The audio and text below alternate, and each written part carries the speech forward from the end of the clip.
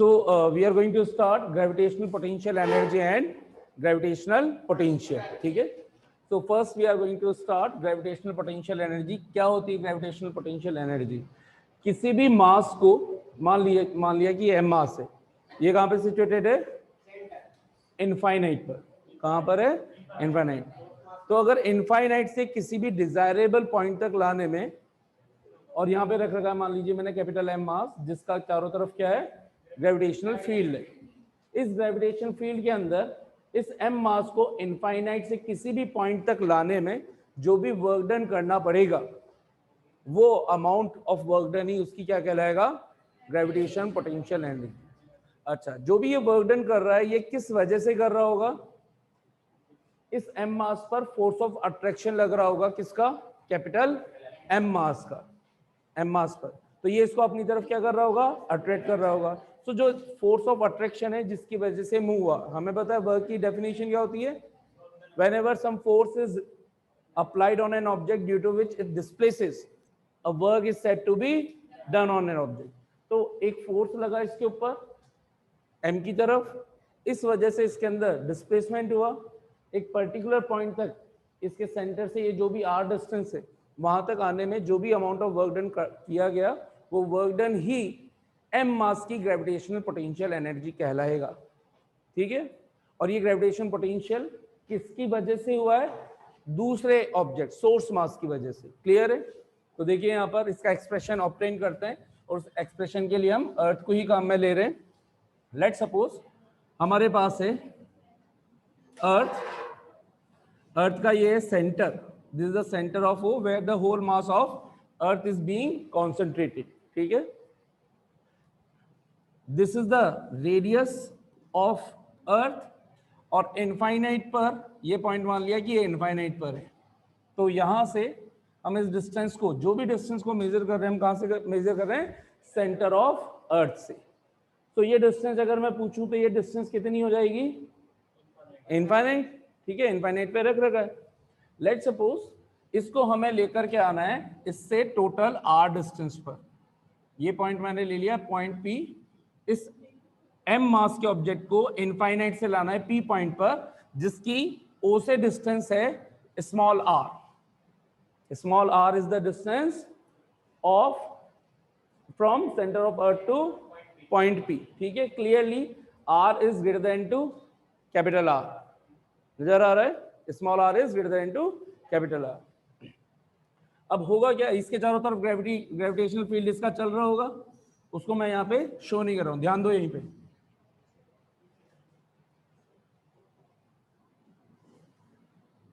तो let suppose ये यहाँ पर ऑब्जेक्ट इसके फोर्स ऑफ अट्रैक्शन की वजह से नीचे आ रहे हैं. ऐसे आ रहा होगा और यहां तक हमें इसको पहुंचाना है. ठीक है. इन बिटवीन मैंने कोई पॉइंट ले लिया. लेट सपोज किसी इंस्टेंट पर ये ए पॉइंट पे पहुंच गया, जिसकी डिस्टेंस है एक्स फ्रॉम ओ.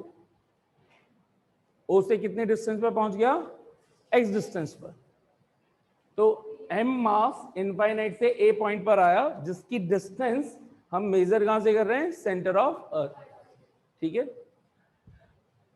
यहां पर अगर आया तो इस पे कंटिन्यूएशन में फोर्स लग रहा है. अगर एक स्मॉल डिस्प्लेसमेंट मान लिया जाए dx, अभी x है, x से एक small displacement in such a way that dx tends to 0.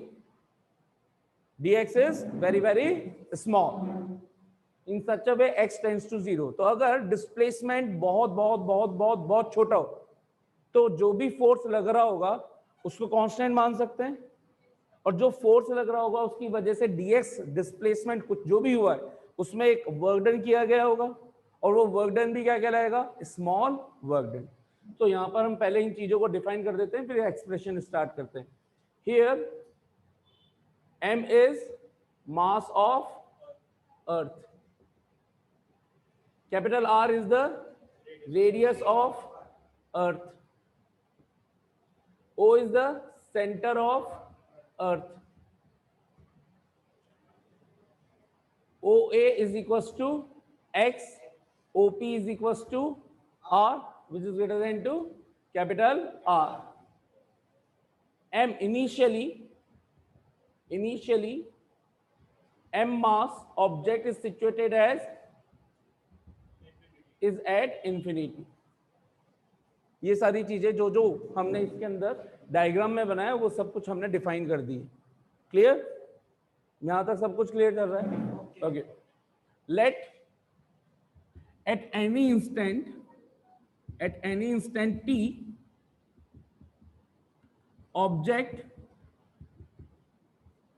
object is at point A in such a way that OA is equals to x. Let it has been displaced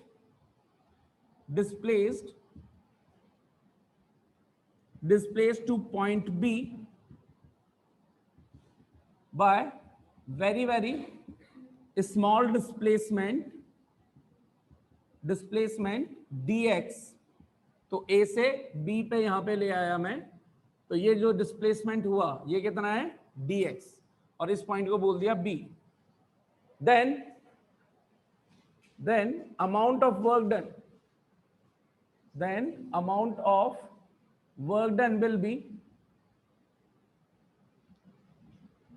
will be कितना हो जाएगा dw। Small work done के लिए, small force, small displacement के लिए work done भी कितना होगा स्मॉल, तो dw कितना हो जाएगा f dx।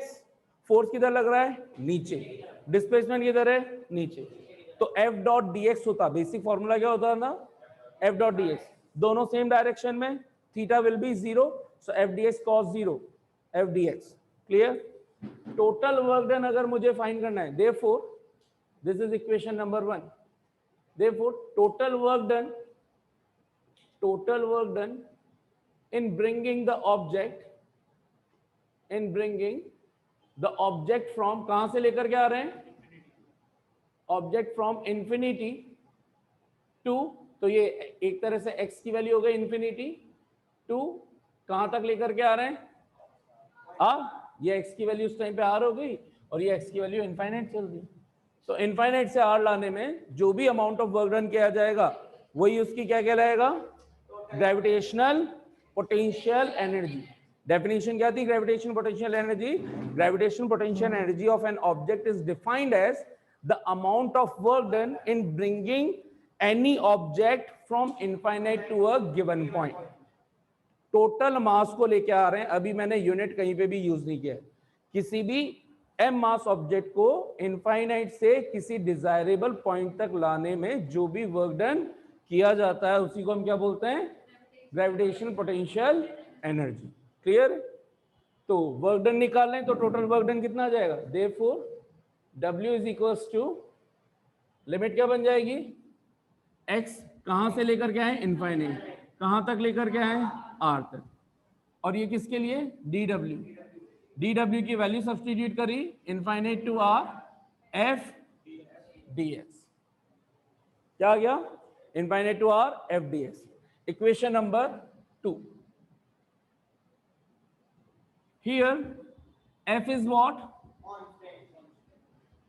कांस्टेंट नहीं, फोर्स ऑफ, ये फोर्स कौन सा है, तो फोर्स ऑफ ग्रेविटेशन कितना होगा G M M, यहां पर इनिशियली x डिस्टेंस पर कितना फोर्स लग रहा होगा,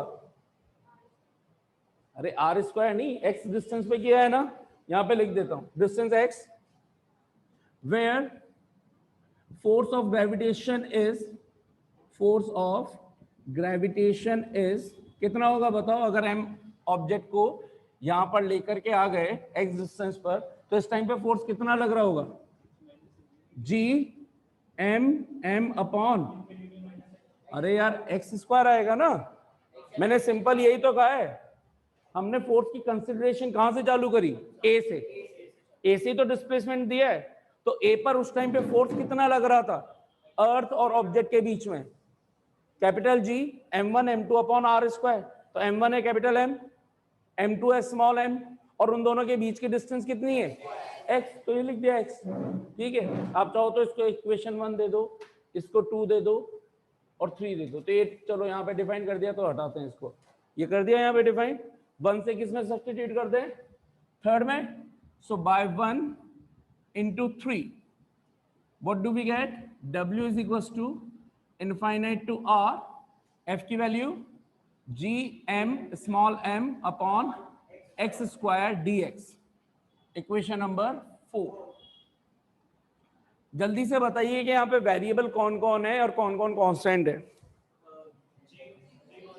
जी constant, capital M small m constant, mass थोड़ी चेंज हो रहा है, ऑब्जेक्ट बस मूव कर रहा है, मास थोड़ी चेंज हो रहा है।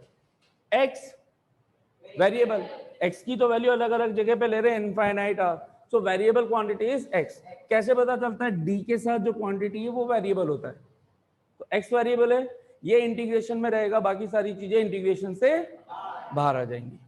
क्या लिख दें, w is equal to G capital M small M integration infinite to half 1 upon X square DX. अब यार ये तो तुमने देखा होगा, सुना सुना सा है या सुना सुना है, सुना सुना सा है। 1 अपॉन एक्स स्क्वायर का इंटीग्रेशन क्या होता है, चांटे खा जाओगे, लॉग ही। 1 अपॉन एक्स का होता है लॉग एक्स, ना कि लॉग ही। अबे लॉग क्यों आएगा बेटा, फॉर्मूले याद करके रखो। एक्स स्क्वायर का इंटीग्रेशन क्या होता है, डायरेक्ट याद होना चाहिए, -1 अपॉन एक्स कितना होता है, जिनको नहीं आता वो कैसे देख लो, ये 1 अपॉन एक्स स्क्वायर डीएक्स, ये क्या हो गया x की पावर -2। चलो उसको यहीं पे सॉल्व कर देता हूं ताकि अलग से लिखना भी नहीं पड़ेगा मुझे। w is equal to G M M infinite to r, x की पावर कितनी हो गई -2, और आपको बेसिक फॉर्मूला पता होगा, x की power n dx is given by x की power n+1 upon n+1।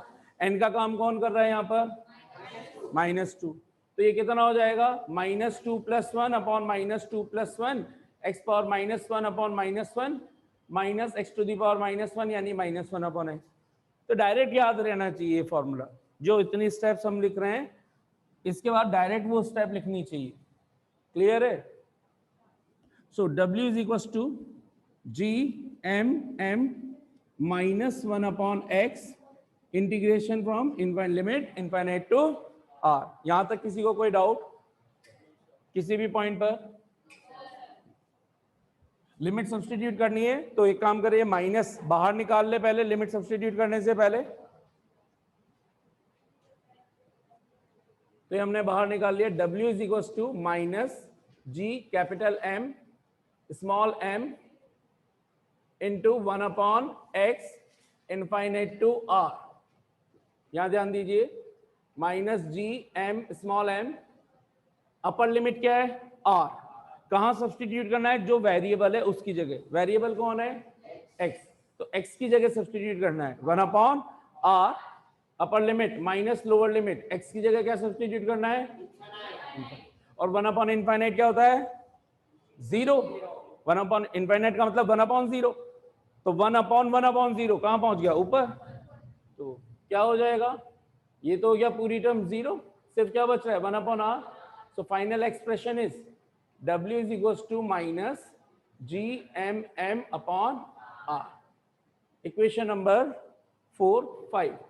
This work done will get stored in the form of potential energy of the object of mass small m.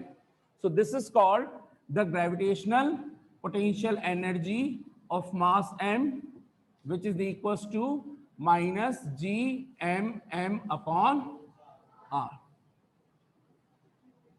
So this is the expression, required expression of gravitational potential energy of object mass m. अब यहाँ पे मैंने m लिया है तो ये journal ले सकते हो आप, अर्थ नहीं होता कोई सा भी प्लेनेट ले लो तो उसका मास हो जाएगा, इसलिए मैंने me नहीं लिखा है यहाँ पर, वो सिर्फ स्पेसिफिकली अर्थ के लिए होता। तो m कोई सा भी m मासी ऑब्जेक्ट ले सकते हो, अर्थ ले लो, मून ले लो, सन ले लो, जुपिटर ले लो, ये किसी भी m मास के कारण जो अपने चारों तरफ ग्रेविटेशन फील्ड बन रहा था उसमें किसी दूसरे स्मॉल m मास के ऑब्जेक्ट को लाने पर उसकी एनर्जी कितनी हो जाएगी उसको बताता है, ठीक है। अब कुछ इंपॉर्टेंट पॉइंट्स यहां पर, नेगेटिव साइन ये बता रहा है कि ये फोर्स ऑफ अट्रैक्शन की वजह से लेकर के आया गया है। स्मॉल एम मास इनफाइनाइट से स्मॉल आर डिस्टेंस तक क्यों आया है? Due to the force of attraction of gravity या force of attraction due to gravitation. ठीक है, पहली चीज। दूसरी चीज, पोटेंशियल एनर्जी क्योंकि एक स्केलर क्वांटिटी होती है, तो माइनस साइन होने के कारण हम बोलेंगे कि जो भी वैल्यू है वो मिनिमम होगी। क्या होगी? मिनिमम। जितना ज्यादा मोर नेगेटिव, वही वाली बात है जो आप नॉर्मल करते हो अलजेब्रा में। -2 और +2 में कौन बड़ा है? +2। -2 और -3 में कौन बड़ा है? -2। मोर नेगेटिव तो छोटा, सिंपल सी बात है। तो जितनी ज्यादा नेगेटिव वैल्यू हम बोलेंगे पोटेंशियल एनर्जी उतनी ही कम। क्लियर है? तो इसका मतलब मैं क्या बोल सकता हूं क्या कि जैसे जैसे अर्थ की तरफ आ रहे हैं पोटेंशियल एनर्जी डिक्रीज होती जा रही है। यस और नो? क्यों? ऐसा क्यों? क्योंकि यहां ध्यान से देखें तो ये सब कुछ तो कांस्टेंट है। तो gravitational potential energy is directly proportional to 1/r या inversely proportional to r। r बढ़ेगा तो ओवरऑल ये कम होना चाहिए, और r अगर कम होगा तो ये बढ़ना चाहिए। लेकिन कैसी वैल्यू बढ़ेगी? Negative value. पहले -2 था तो अब बढ़ गई, r कम कर दिया, यानी कि हम पास में आ गए, तो -2 से -3 हो गया। तो ओवरऑल ग्रेविटेशन पोटेंशियल एनर्जी क्या हो गई? कम हो गई, क्योंकि -2 से क्या हो चुकी है? -3। पहले माइनस हटा दूं तो ऐसा सोचो कि पहले r की वजह से जो भी आ रहा था आंसर 2 आ रहा था, r को और कम कर दूंगा तो आंसर क्या हो जाएगा? बढ़ जाएगा, 3 हो गया। लेकिन 3 के आगे क्या भी लगाना है, तो क्या हो गया? पहले -2 अब -3। तो फाइनली ग्रेविटेशन पोटेंशियल एनर्जी क्या हो चुकी है? कम हो चुकी है। क्लियर? इसकी अगर पूछा जाए कि what is the maximum gravitation potential energy, तो वो होगी 0। कहां पे होती है? इनफाइनाइट पे। क्यों होती है? इनफाइनाइट तक फोर्स ऑफ अट्रैक्शन क्या होगा? 0। जब फोर्स ही 0 हो जाएगा तो वर्क डन, और अगर वर्क डन 0 तो gravitation potential energy, amount of work done 0, वही तो gravitation potential energy.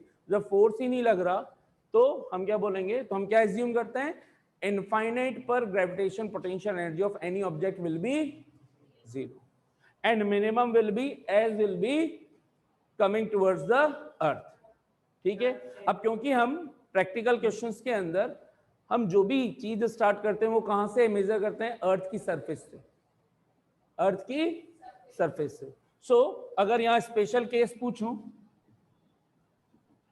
Special case at the surface of the earth,